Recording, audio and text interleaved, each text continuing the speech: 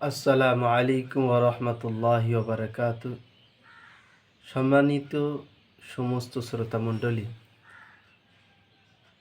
আজ আল্লাহ তাআলার কালাম মাজিদের একটি আয়াত সম্পর্কে আলোচনা এবং কিছু সুন্নত। আল্লাহ তাআলা কোরআন মাজিদের মধ্যে বলেছেন, আউযু বিল্লাহি মিনাশ শাইতানির রাজিম, বিসমিল্লাহির রহমানির রহিম,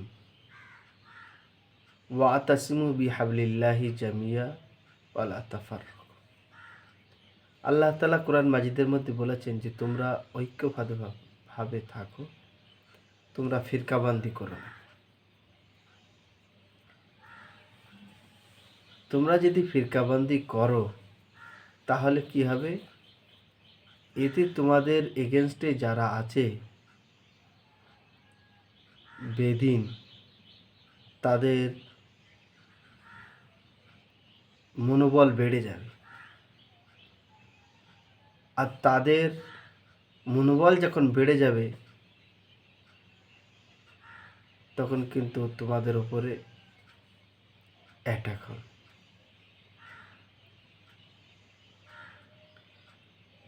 আর আল্লাহ তাআলা মুসলমানদেরকে যে ঈমান দিয়েছিলেন, এই ঈমানের পাওয়ার হচ্ছে এমন যে ঈমান সর্বসময় তাদের মনোবলকে বাড়িয়ে রাখে। কিন্তু আজ ঈমানের কদর না বোঝার কারণে আজকে আমরা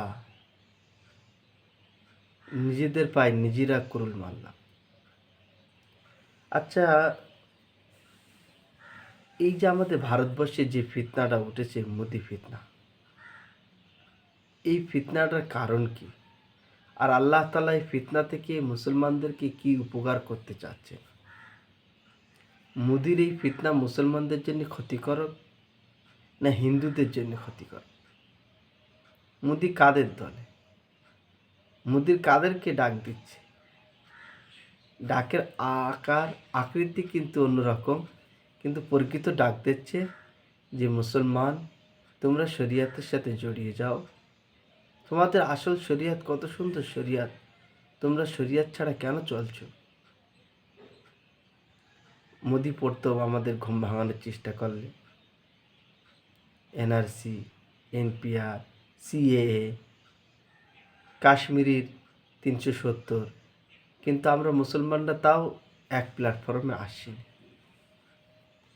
দেখেন, হিন্দুদের 33 কোটি দেবতা ওরা বলে, কিন্তু ওরা সবাই এক ঢাকে এক জায়গায় হয়ে যায়। কিন্তু আমরা এক আল্লাহ তাআলা, আমাদের একটাই দড়ি, লা ইলাহা ইল্লাল্লাহ মুহাম্মাদুর রাসূলুল্লাহ। তসবির কতটা দানা হয়, কিন্তু একটা দড়ির ভেতরে আছে। আমরা মুসলমান কত রকমের ফিরকা, কিন্তু একটা দড়ির ভেতরে আছি, লা ইলাহা ইল্লাল্লাহ মুহাম্মাদুর রাসূলুল্লাহ। তো মোদি চাচ্ছে যে আমাদেরকে গুছিয়ে একটা দড়ির ভেতরে রাখতে, কিন্তু আমরা একটা দড়ির ভেতরে আসছি না, আমরা তসবিহ হতে চাচ্ছি না। তার জন্য কিন্তু আল্লাহ তাআলা মোদির দ্বারাই বারবার আমাদেরকে জাগ্রত করতেছে। এবং আমরা সে জাগ্রত হচ্ছি না বলে, যেরকম আমাদের বিছানায় যদি কেউ ঘুমায়, বাড়িতে কেউ যদি ঘুমায়, তাকে ডাকার পরে সে যদি না ঢোকে, প্রথমে হালকা ডাকে, তারপর গা নাড়া দিয়ে ডাকে, তারপরে যদি না উঠতে চায় তার কম্বল কেড়ে নেয়। তো আমরা জাগ্রত হচ্ছি না বলে, আমরা শরিয়াতের সাথে জুড়ছি না বলে মোদি লাস্টে আমাদের কম্বল কেড়ে নিচ্ছে, অর্থাৎ আমাদের জমিন কেড়ে নিচ্ছে, যেটা অকাফ বলে আজ খুব মশহুর চলছে। অকাফ হেফাজত। আসল জিনিসটা বুঝতে হবে। আমার মনে হয় মোদি এটাও পড়েছে, তামাসসাকু বিসুন্নতি সুন্নতি খুলাফায়ে রাশিদিন। নবী সাল্লাল্লাহু আলাইহি সাল্লাম বলেছেন যে তোমরা আমার সুন্নত, অর্থাৎ নবী মুহাম্মদ সাল্লাল্লাহু আলাইহি সাল্লামের সুন্নতকে এবং খুলাফায়ে রাশিদিনের সুন্নতকে তোমরা আঁকড়ে ধরো। রাসূল পাক সাল্লাল্লাহু আলাইহি সাল্লাম আরও বলেছেন যে ফিতনার জমানায় যে আমার একটা সুন্নতকে জিন্দা করলো, সে আমাকে ভালোবাসলো, আর যে আমাকে ভালোবাসলো সে কিয়ামতের দিন আমার সাথে জান্নাতে থাকবে। ফিতনার জমানায় যে একটা সুন্নতকে বাঁচাবে, একটা সুন্নত প্রতিষ্ঠিতা করবে, সে শহীদের সওয়াব পাবে। তো আমরা এই সমস্ত সওয়াব থেকে, আমরা শরিয়াত থেকে দূরে থাকার কারণে আল্লাহ তাআলা মোদিকে দাঁড় করিয়েছে। আর মোদির দ্বারাই আমাদেরকে ঐক্যবদ্ধ এবং আমাদেরকে শরিয়াতের সাথে জোড়ার আল্লাহ তাআলার একটা পলিসি। তো মোদি হিন্দুদের দলে নয়, মোদি হচ্ছে আমাদের দলের লোক। ওই জন্য আমাদের এটা বুঝতে হবে, যেরকমভাবে একটা মোবাইলে হাজারো পয়সা থাকলে তার টাওয়ার যদি গায়েব থাকে, মোবাইল কার্যকর নয়। মুসলমানরা যতই নামধারী হোক, যতই গোশ খাক, যতই হাঁকা চিল্লা করুক, যদি শরিয়াত থেকে যদি ওরা বিচ্ছেদ থাকে, আল্লাহর সাথে সম্পর্ক বিচ্ছেদ থাকে, তিনার নবীর সাথে সম্পর্ক বিচ্ছেদ থাকে, সেই মুসলমান কোনো কার্যকর নয়। 2012 সালে একবার মোদি নিজামুদ্দিন আউলিয়ার দরবারে যায় এবং গিয়ে পায়ে সিজদা করে চুমু খায়। রিপোর্টাররা জিজ্ঞাসা করে যে আপনি তো 2000 সালে মুসলমানদের কেটে গোদরার কান্টে এক জায়গায় করে ফেলেছেন, আজকে আবার সেই মুসলমানের পায়ে মাথা নত করছেন, সালাম করছেন, কারণ? মোদি উত্তর দিয়েছিল যে ভারতবর্ষের প্রত্যেকটা মুসলমান যদি এরকম হয়, ওদেরকে পায়ে সালাম এবং ওদেরকে পা ধুইয়ে দেব। তাহলে বোঝা গেল যে মোদির উদ্দেশ্য যে প্রত্যেকটা মুসলমান যেন আল্লাহ তাআলার সাথে সম্পর্ক অটল রাখুক, হাত তুলবে তাদের হাত তোলা যেন কাজে আসে,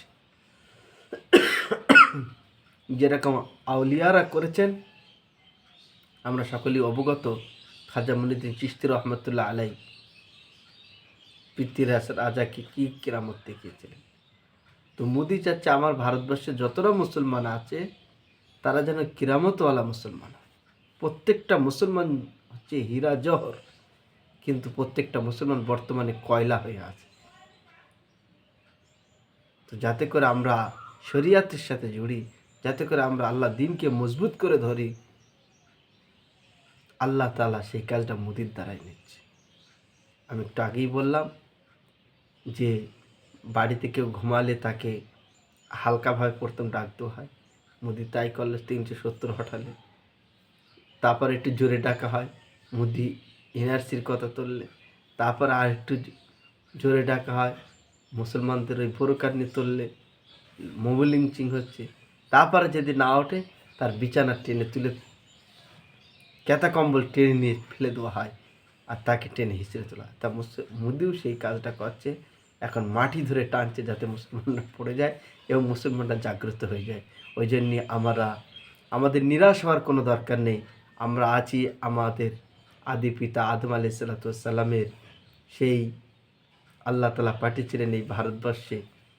আমরা বাপের সম্পত্তির ওপরে আছি, ইনশাল্লাহ ভয়ের কারণ নেই।